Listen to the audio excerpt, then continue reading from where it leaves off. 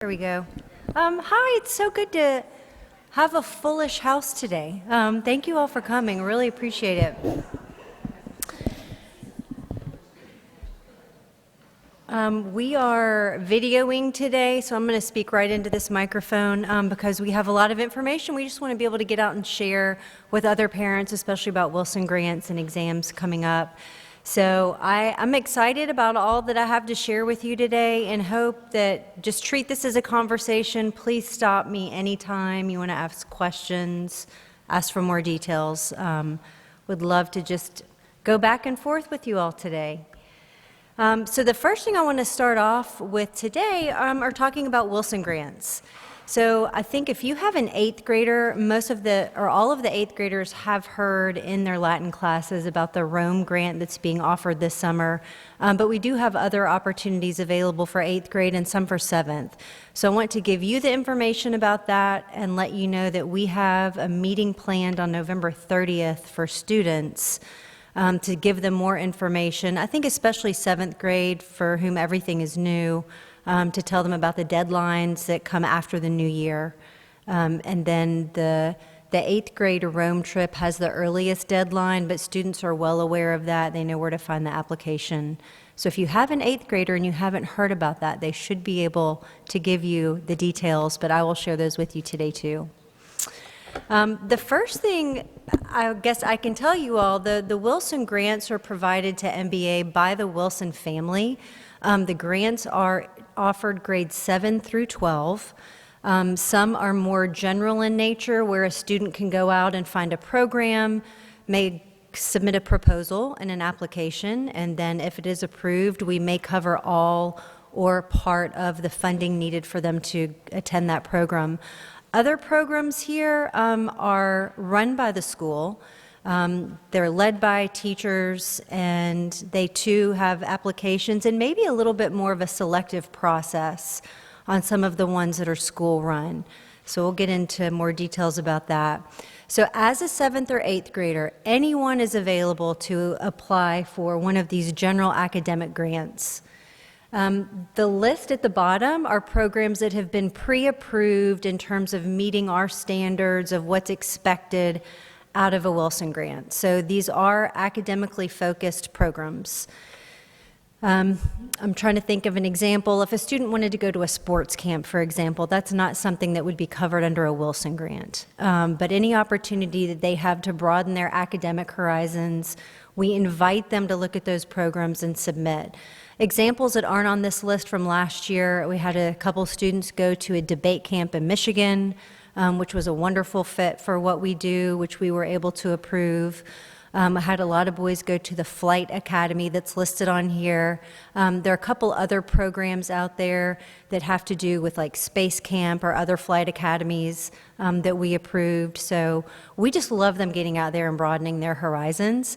So I encourage the boys to look at like what looks cool to you, something, because there's a lot of opportunities for really fun, hands-on, experiential learning over the summer.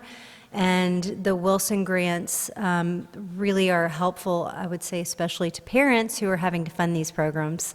And last year, I would say for the majority of the boys who submitted applications, we were able to cover, I would say, at least 75% of the cost of their trips.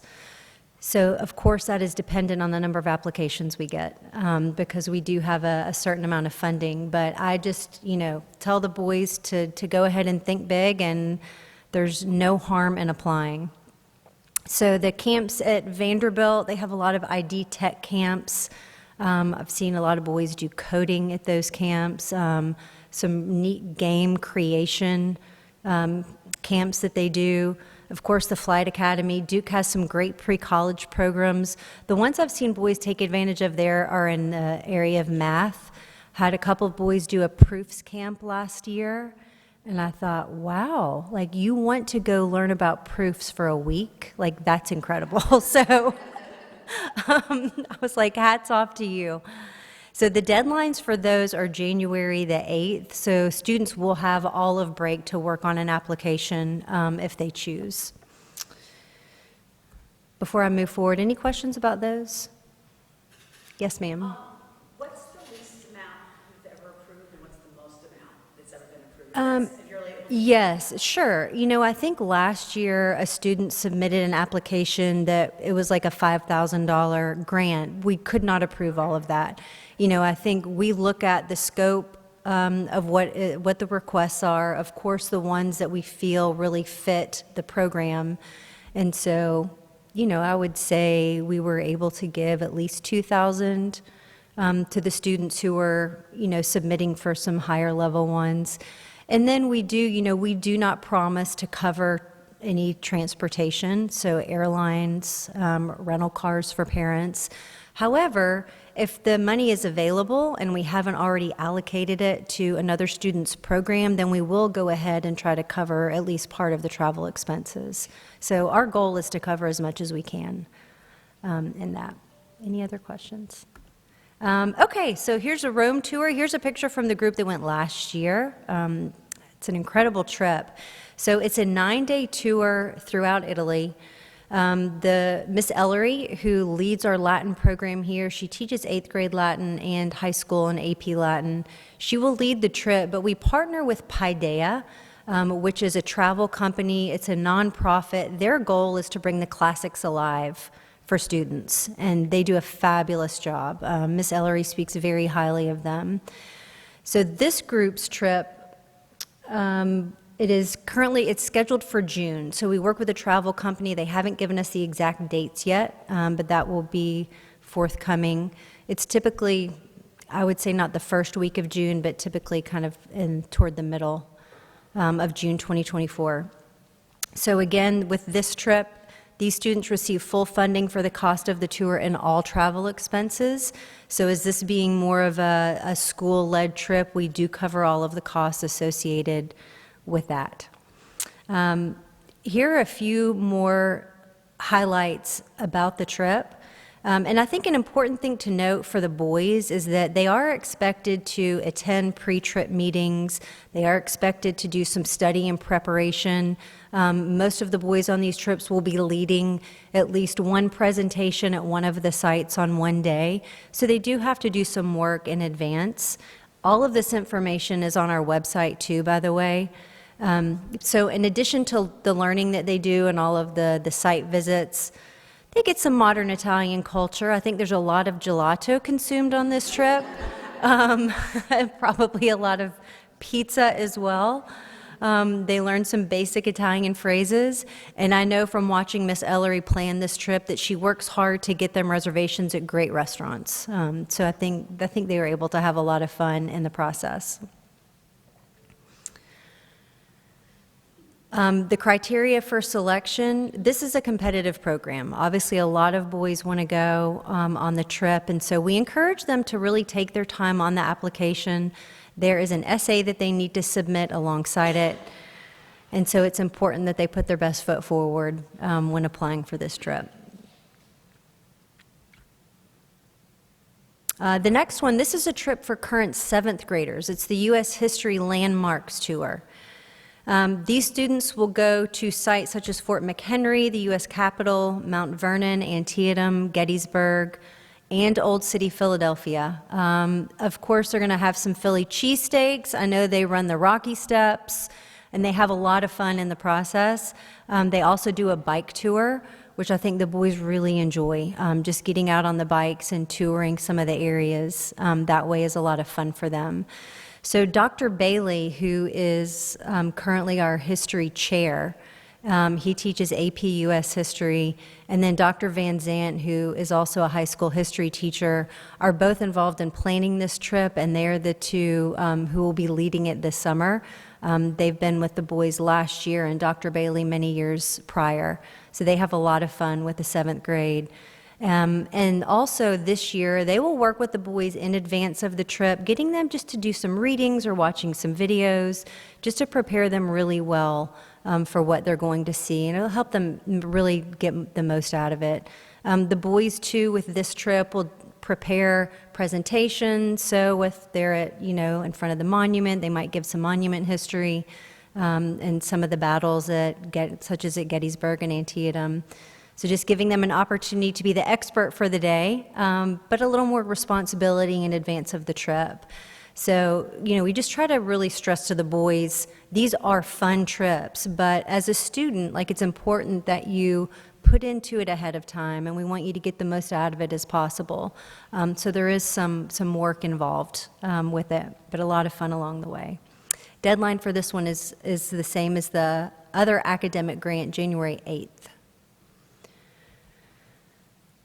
Also on the MBA website you'll see criteria for selection, and on our website, if you go under academics, you can go to the Wilson Grants tab, and if you keep scrolling under science and engineering, you'll see a page for junior school Wilson Grants, and that will land you here.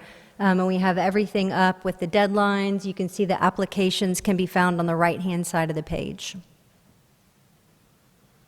Let me pause there for questions about Wilson Grants. Yes, ma'am.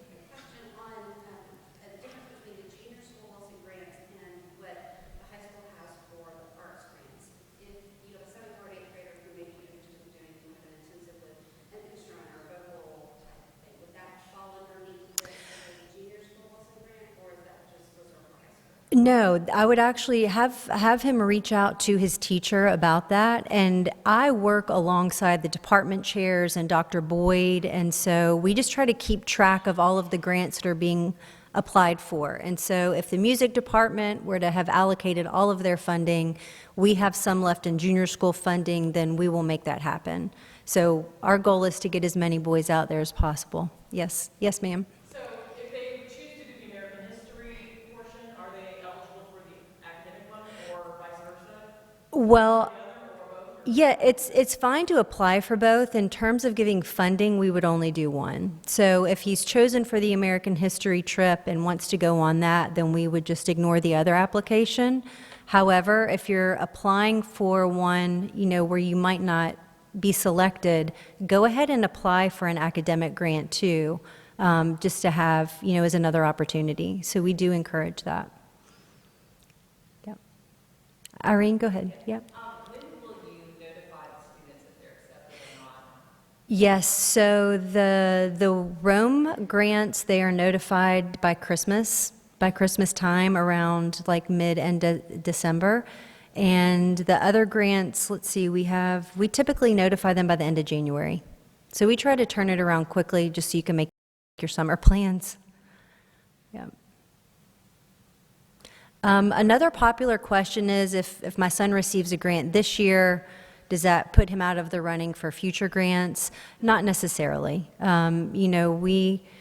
We want to give as many students as possible opportunities, but at the same time, with some of these trips that have, applications, if your son is one of the best applicants for that, then, it's not going to disqualify him that he would have gone on a previous trip. So we do encourage them to continue to apply. Yeah, any other questions? Okay. All right, this is just a little hodgepodge of what is going on in junior school. We had class meetings last week, and the class meetings are, the boys help lead them. So the boys who serve on student council will meet with me in 7th grade with Mr. Wims, 8th grade with Mr. Spiegel, the week in advance of meetings. We talk about, like, what's going on, out there? What do you all think are important topics to bring up? And it's really fun to hear the boys just hold themselves and their classmates accountable for what they believe are the expectations of the school. And so this month, they said, you know what, we just want to emphasize how lucky we are to be at this school, and we want to appreciate it. We want to clean up after ourselves. And sometimes we say, have you all noticed that there have been a lot of garbage in this area? And they're like, yes, we need to do better with that. But they are great, and I think the boys are happy to be here. They might not tell you this every single day, but they appreciate the opportunity to be here, and are truly making the most of it.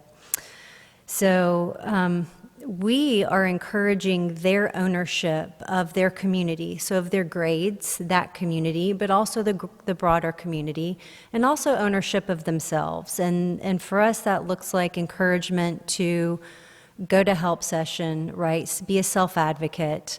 If you didn't get your homework in, or if you forgot something, It's not anyone else's fault. You know, you really just need to own your actions. And then if you need to correct your behavior and do something differently, do. So those are examples of messages that we are giving them as a class at class meetings, but also in a lot of individual conversations with advisors or teachers, is just kind of helping them transition into being more independent and really owning their thoughts and actions. We've given huge shout outs to 7th grade because they have been incredible hosts to all of the prospective students we've had on campus. I mean, they're doing a fabulous job. And Mr. Farrell's, he's given them a lot of kudos recently to me, so we're really proud of them for that. And then we had a number of 8th graders who came for our admissions preview day and helped serve as tour guides. They performed during the general meeting and did a fabulous job. So I think the boys, too, that's a way they're really showing pride in their school, is by showing it to other people. But I think also showing a lot of responsibility of some of the extras that they are taking on in their time, which we really appreciate. Last month, we had some high school representatives from Tearing Down the Walls, which is an organization on campus that really tries to build bridges between different groups of people on campus. So the reason that we had them in is because we had heard stories of some language in some of the, I would say across both 7th and 8th grade, that was really pushing the envelope. I think the boys were not intending to do great harm with their language, but it was, in some ways, it was language that could do great harm. It had potential. And so I think part of our job is helping them understand that. You know, they just get caught up and they can start running down trails, doing things without really thinking about it. And so having these high school students come in to talk to them, I think, means volumes compared to an adult standing in front of them, telling them what they would expect the adult to say. So we had a junior and a couple of seniors come in and just talk to the boys about respectful language, ways to take care of each other, again, about building community. So that, you know, I felt was a really great addition and appreciated the leadership of the high school students and willingness to come in and talk to junior school. We've also talked to them some about social media expectations, really just in response to things we hear about, not necessarily in 7th and 8th grades, but just in general.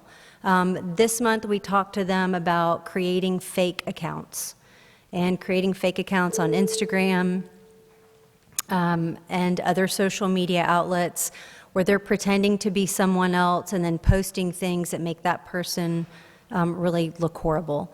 And so we talked to them about the implications of that, the implications of what that does to the person that you're posing to be, because their name is now out there attached to things that could be negative. And again, we have not heard of any of this in 7th and 8th grade, but just I think more broadly in the social media community out there, we know it's going on, and we're just trying to get ahead and trying to lay the groundwork of expectations for the boys so they know if you do this sort of thing, you will be held accountable at school, because, you know, we really want to protect our community. So we want to protect them from making decisions that could harm them and others. Lanyards and exams, of course, we have transitioned now to having all of students wear lanyards, all faculty are too.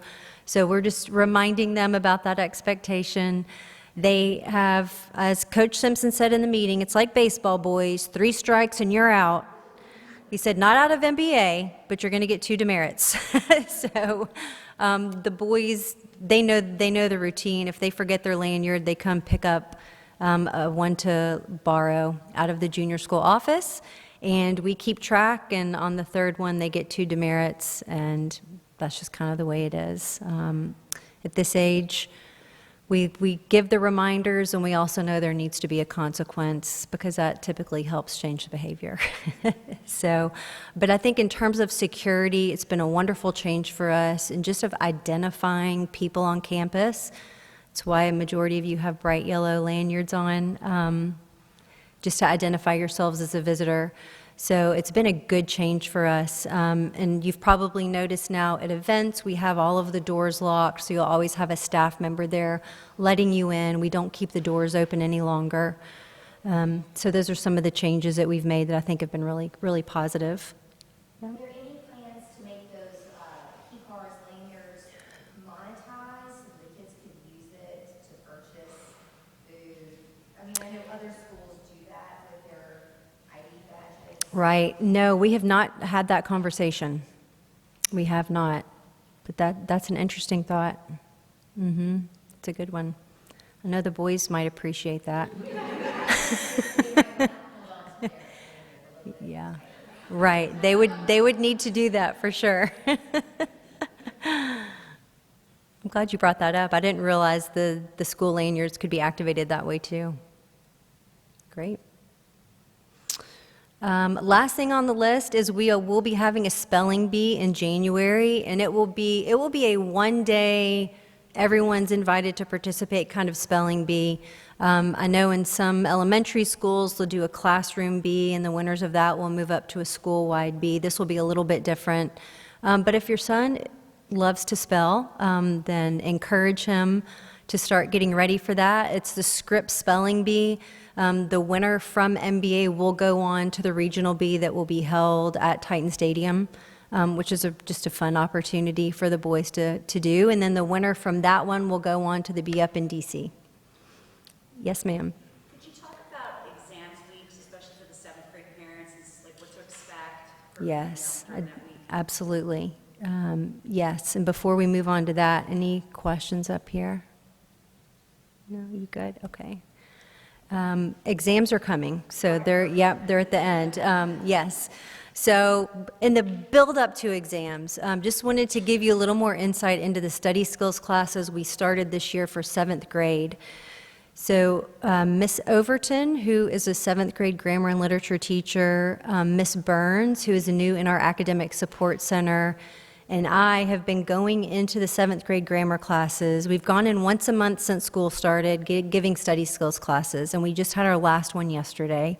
They've been a lot of fun, but I just wanted to give you an example of some of the work we're doing with the boys. You can ask them about this.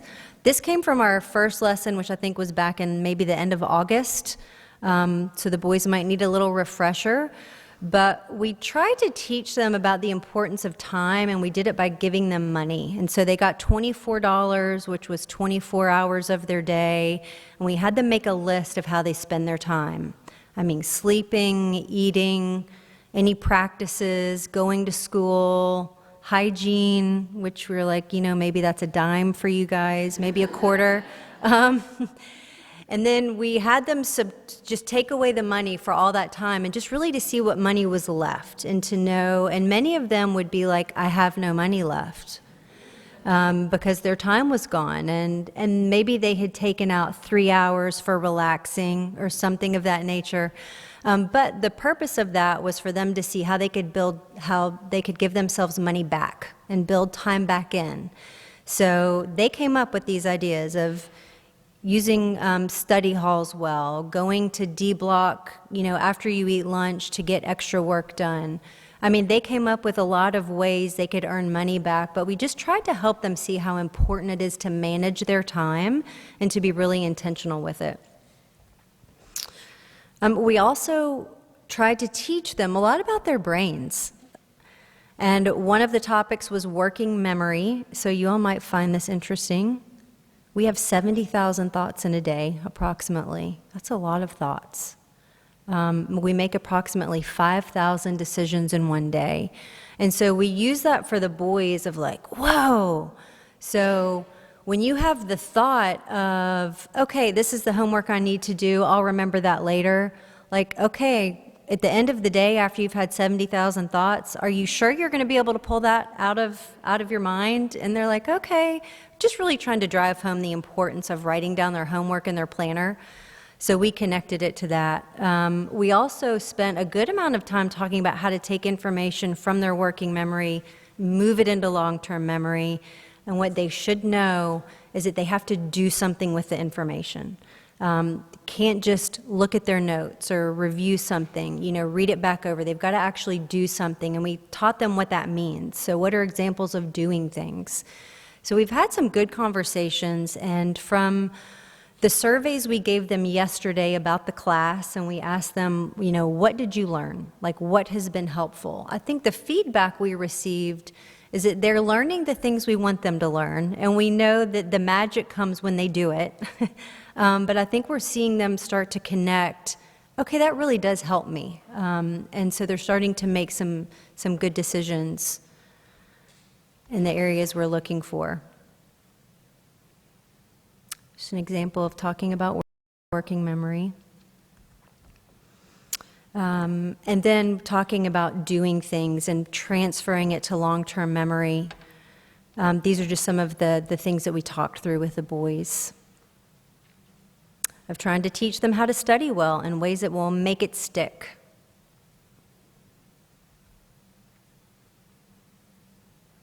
A topic of 7th grade, which will transition us into 7th and 8th grade, are exam strategies, talking about writing the schedule in their planner. And I'm in the process of creating a color-coded exam schedule for them that goes day by day of if you want to study a little bit each day, all the way up till exams, like here's your calendar. And so they can do a 30-minute extra chunk of time, one subject per day. And, I talk a lot to them about layering their studying. Like every time you study, like it's another layer that goes in and you're helping it deepen. So we want to do lots of layers because the cramming doesn't work well. So by following the calendar, and we tell them, you have to be disciplined about this. You're the one who has to get in there and do the work, but if you follow it, it will make a big difference in the end. So that moves us over to what we started last week with both 7th and 8th grades, our exam study skills sessions that we've been having in the middle of the day. Yesterday, we talked about some of these strategies. We talked to the boys about using note cards, but just really specifically how to use the note cards. What does that mean? We talked about using some graphic organizers, and we got into detail with them, like an organizer like this, what class could that work well for? So we talked through what would be good for Roots of Modern America, what would be good for Earth Science in 8th grade. We just kind of got into the weeds with them of how they could use some of these strategies in their individual classes. A technique that we love with them, especially for exams, is a stoplight technique, which is when you might just review your notes and you put a red dot next to the things that you're like, wow, that was so long ago, like I don't remember it well. Yellow is what you kind of remember, green is what you're good on.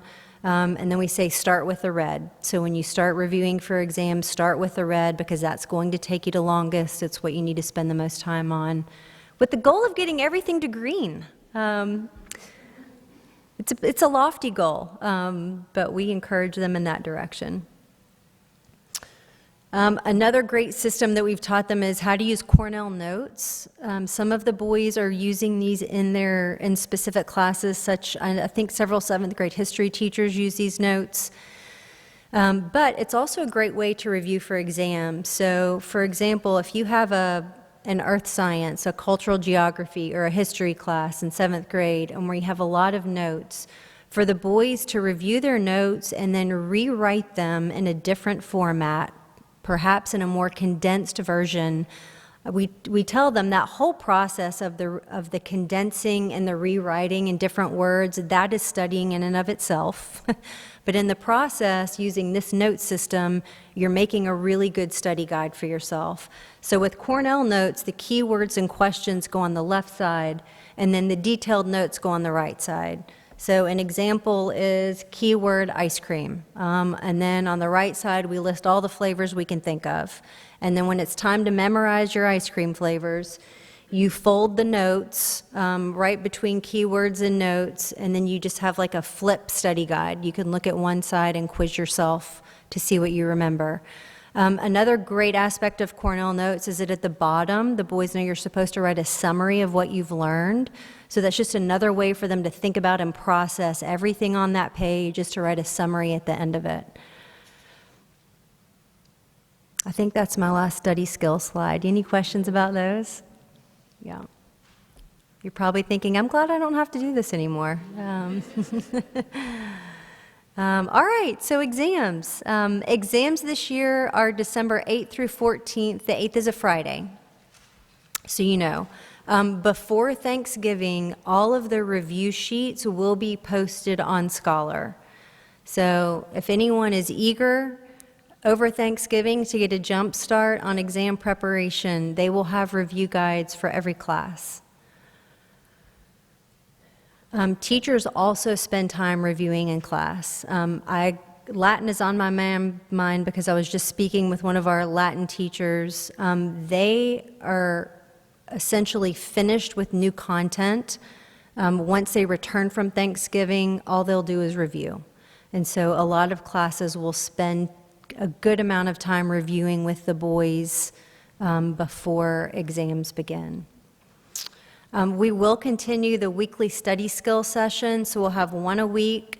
They typically are on Thursdays, and we have 2 more of those sessions that will meet before exams begin. So I email the boys to remind them of it, and just for you all to know too, they'll be on Thursdays if you want to give them a little reminder in the morning to go. December 6th and 7th, those are the 2 days before exams begin, are considered what we call dead days, where teachers are doing no tests, no quizzes, no new content. Those are dedicated to review. So again, other teachers are doing more review even prior to that, but the boys can count on those days. They won't have a lot of extra preparation to do for their classes. We're really just rolling into exam mode then. December 7th, a Thursday, is a half day. So we begin a series of half days because exams are only in the morning.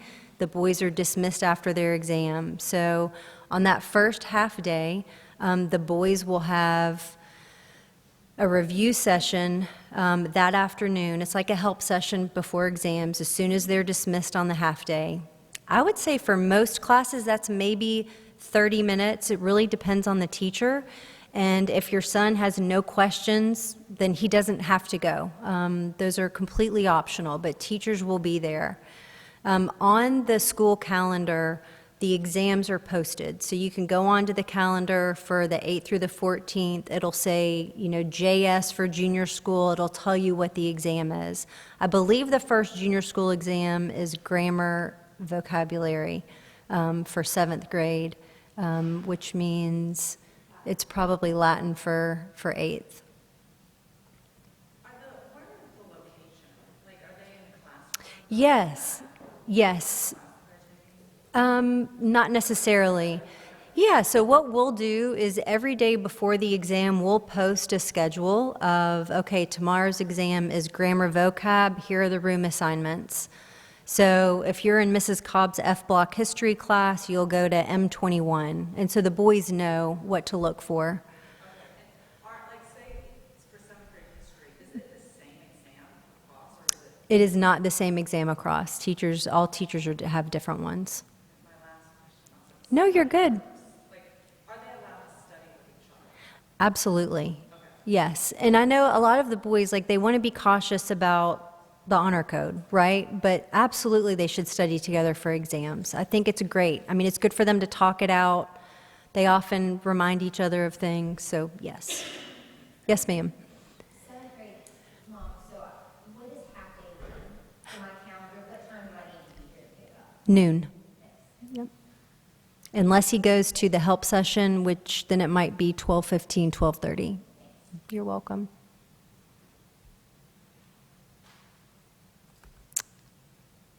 There it is, noon dismissal help sessions. I was almost there.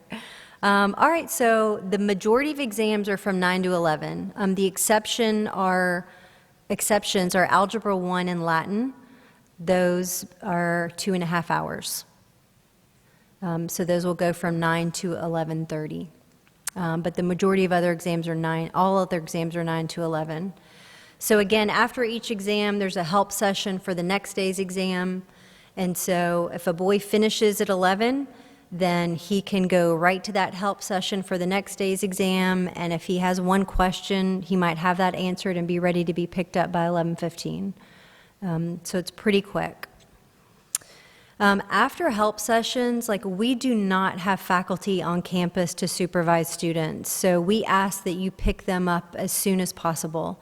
We don't have lunch provided, and I know with some students who live nearby, it might be very convenient for you to let them walk home, which is fine. We just ask that you would email Mrs. Rouse for junior school to let them know that, you know, they have your permission to walk home, so we know what's going on. Some boys who do find that they need to be around school longer are often in search of food. And we have seen boys walking down West End to get to restaurants, which is, it's just unsafe. And that's one of the reasons why we say, please pick them up as soon as possible, because we tell them you are not allowed to leave campus. And so that's our expectation, but we just want to keep them as safe as possible. That's it. So what questions can I answer for you about exams? Another little message that we're trying to give the boys is once exams start, like, you're going to be tired. It's a lot of mental energy to take an exam. So to expect that you can take an exam, go home, and completely study and prepare for your next exam is unreasonable, because you're going to be tired. So that's just another reason we are encouraging them to get a jump start on their studying. Question. Yeah. The exams, are they like separate from the average, or do they get a grade for the class and the exam? How does that all factor in? Yes. So for your semester 1 grade is 37.5% of your first quarter average, 37.5% of your second quarter average, so all told 75, and then 25% exam. And that's standard across the board for semester 1. Yes, ma'am? When will we get the exam results, or is that just part of the final grade for the semester? That is part of, you will see, there is a line item, so to speak, in Scholar about their exam grade, so you will see the exam grade. But you will see that grade before they have returned from school in January and gotten their exam back. But you'll see on the report card, quarter 1, quarter 2, exam, semester.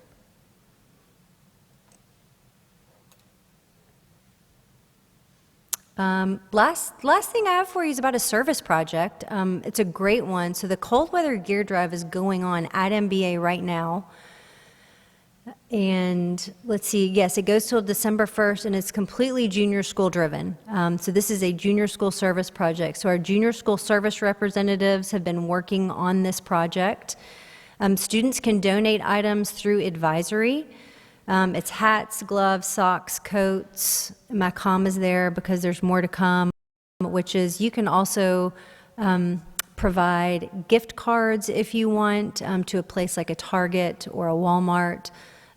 They also are accepting like personal items, just like personal hygiene items they're collecting as well.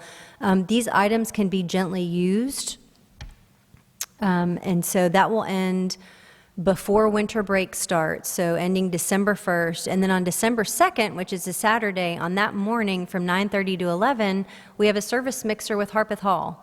And so at 7th and 8th grade, students from both schools gather up in Massey Commons, and they sort everything that's been donated. And it is a sight because I kid you not, the pile of, I mean, we had to just compile all of the donated items, but it probably went up to at least the bottom line on that screen, and like from end to end here. I mean, it was massive, but the students made very short work of that, and they did a great job. We get stations out, we sort it all, and then the item goes to, Ms. Rouse, do you remember the name? Is it called, I want to say Unicycle, but is it Unicycle? Okay, it goes to Unicycle, And then items that are donated that might not fit into what they are looking for, we collect all of that and we take it to Goodwill. So everything is donated with a good purchase. All of the advisories, if they have 100% participation, the boys get a casual day, which they love. So even if the boys just bring in some socks or some mittens, it counts toward their advisory participation goal. So we just encourage that. That's a fun one.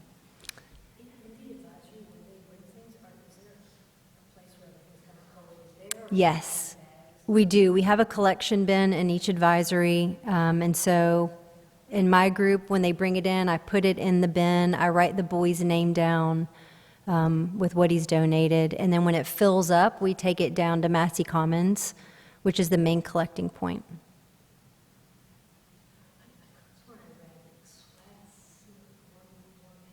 Yes, that would be fine. Yes, there's a much longer list of items than what I have here. Yes. Yes, ma'am. This is actually back to exams, dress code for exams, what is expected. The usual, yes. Mhm. How early before the exams start? They start, it's 9 to 11, 9 to 11:30. Mhm. Arrival just like before 9 o'clock or? I mean, I would encourage them to arrive at least by 8:30 or 8:40 so they can find their room, get situated. But if they arrive earlier, I mean, that's also fine. Some of them will meet friends early and review. Any other questions? Yes, ma'am. Is there still that relief service project coming up that I read about? It was like RELEA. Yes, the one that's run through the Dad's Club. Is it this Saturday? There you go.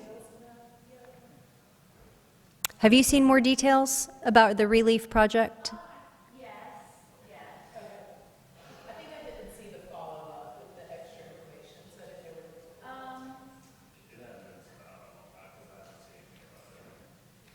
We,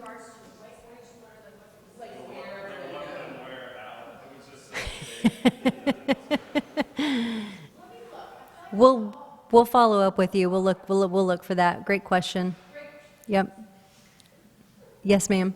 is there a lost and found that I could root through? Because I've lost it. I'm interested in acquiring that. It is probably on your way to the car, so we will walk you right by the lost and found. Yes.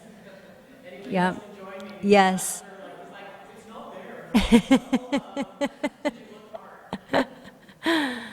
We do have a lost and found. If the boys ask you, it's in Massey. It's under the stairwell, right next to the door that goes out to Ingram. But they'll come up and ask either Laura or myself where it is. We point them the way. Relief? The event will consist of helping plant some small trees in the urban areas of Nashville. The relief day is from 10 a.m. to 1 p.m. on Saturday, November 19th. The location is Dudley Park. It should be Saturday, correct? I think so. Great. Yep. Thank you. Yes. Yeah. What else can we answer for you today? No, I'll stick around. Laura's back there too. She probably knows more than I do in a lot of areas for sure. But we really appreciate you coming today. Thank you. I just want to share with you that overall, I feel like the boys in 7th and 8th grade are just doing a great job, and they're fun to be with every day. I mean, they're fun.